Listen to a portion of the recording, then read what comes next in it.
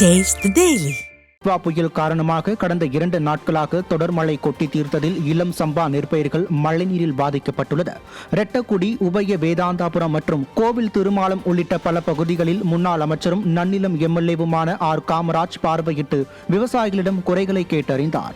அப்போது செய்தியாளர்களை சந்தித்த முன்னாள் அமைச்சர் ஆர் காமராஜ் பாதிக்கப்பட்ட நெற்பயிர்களுக்கு உடனடியாக ஏக்கருக்கு 25,000 ரூபாய் நிவாரணம் வழங்க வேண்டும் என்றும் வலியுறுத்தினார். இந்த நிகழ்வின் போது நன்னிலம் வடக்கு ஒன்றிய செயலாளர் சிபிஜி அன்பழகன் உள்ளிட்ட கழக நிர்வாகிகள் பலர் உடன் இருந்தனர்.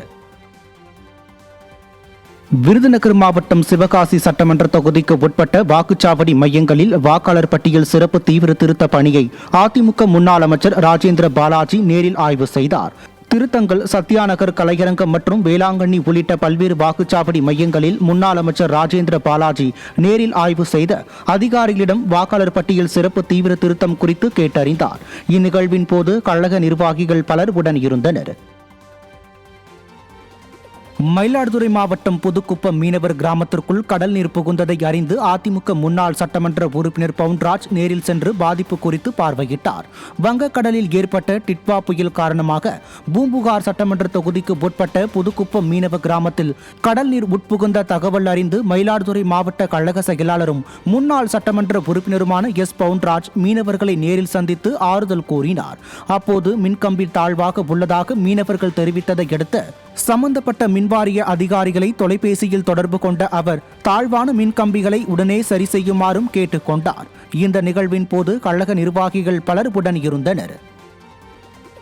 சென்னை ஆவடி தொகுதிக்கு உட்பட்ட அரசு மற்றும் தனியார் பள்ளிகளில் வாக்காளர் சிறப்பு தீவிர திருத்த பட்டியல் படிவங்கள் பெறப்படும் நிலையில் 8ஆம் வகுப்பு படித்த தன்னை வாக்குச்சாவடி நிலை அதிகாரியாக நியமித்து சிரமப்படுத்துவதாக முன்னாள் அமைச்சர் அப்துல் ரஹீமிடம் புகார் கூறினார்.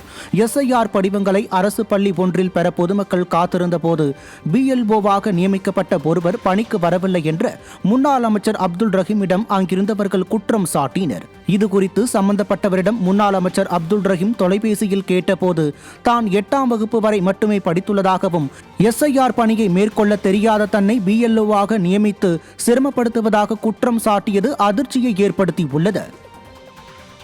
நீயே தான் சொல்ற, எனக்கு படிக்க தெரியல, எழுத தெரியாது, எனக்கு கையெழுத்து போட தெரியாது, நான் 8ஆவது தான் படிச்சுக்கிறேன்னு சொல்றேன். இந்த 9,000 ஃபார்ம் நீ வாங்கி என்ன பண்ணிருக்கிறேன்னு கேட்கிறேன்.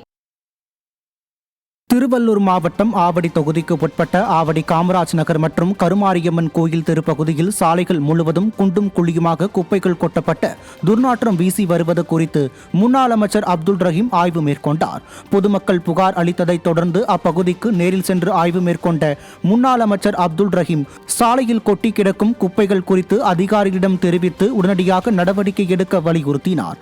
அத்துடன் விடியாத ஸ்டாலின் மாடல் அரசின் மாநகராட்சி அதிகாரிகளுக்கு அந்த பகுதி கால்வாய் மீது கட்டப்பட்டுள்ள பாலம் இடிந்துள்ளதையும் எடுத்து கூறி உடனடியாக சரி செய்து உயிர் சேதத்தை தவிர்க்கவும் முன்னாள் அமைச்சர் அப்துல் ரஹீம் வலியுறுத்தினார்.